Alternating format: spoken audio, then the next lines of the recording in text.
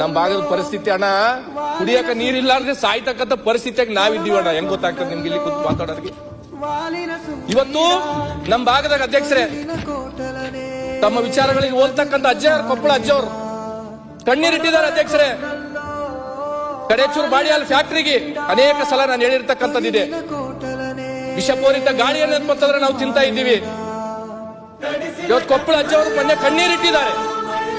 ಇಂಥ ಫ್ಯಾಕ್ಟ್ರಿಗಳು ಬಂದ್ರೆ ಅಂತಂದ್ರೆ ನಮ್ಮ ಭಾಗದ ಜನ ತೊಟ್ಲಕ್ಕೆ ಹೋಗೋರು ಕಡಿಮೆ ಆಗ್ತಾರ, ಸ್ಮಶಾನಕ್ಕೆ ಹೋಗೋರು ಜಾಸ್ತಿ ಆಗ್ತಾರ ಅಂತ ತಿಳ್ಕೊಂಡು ಇಂಥ ಫ್ಯಾಕ್ಟ್ರಿಗಳನ್ನ ನಮಗ್ ಕೊಡ್ತೀರಿ ಉತ್ತರ ಕರ್ನಾಟಕ, ಕಲ್ಯಾಣ ಕರ್ನಾಟಕಕ್ಕೆ ಹೇಳ್ತಾರೆ. ಮೊನ್ನೆ ಅಜ್ಜವ್ರು ಹೇಳಿದ್ರು, ಸರ್ಕಾರ ನಮ್ಗೆಲ್ಲರಿಗೆ ತಾಯಿ ಇದ್ದಂಗ, ವಿಷ ಕೊಟ್ಟರು ಕುಡಿತೀವಿ, ಹಾಲು ಕೊಟ್ಟರು ಕುಡಿತೀವಿ ಅಂತ ತಿಳ್ಕೊಂಡು ಕಣ್ಣೀರಿಟ್ಟಿದ್ದಾರೆ ಅಧ್ಯಕ್ಷರೇ. ಇದು ನಮ್ಮ ಭಾಗದ ಪರಿಸ್ಥಿತಿ ಅಧ್ಯಕ್ಷರೇ. ಚಲೋ ಚಲೋ ಫ್ಯಾಕ್ಟ್ರಿಗಳೆಲ್ಲ ಈ ಕಡೆ, ವಿಷ ಗಾಳಿ ಅಂತಂದ್ರೆ ಅದರಿಂದ ಬಂದಿ ಅಂತಂದ್ರೆ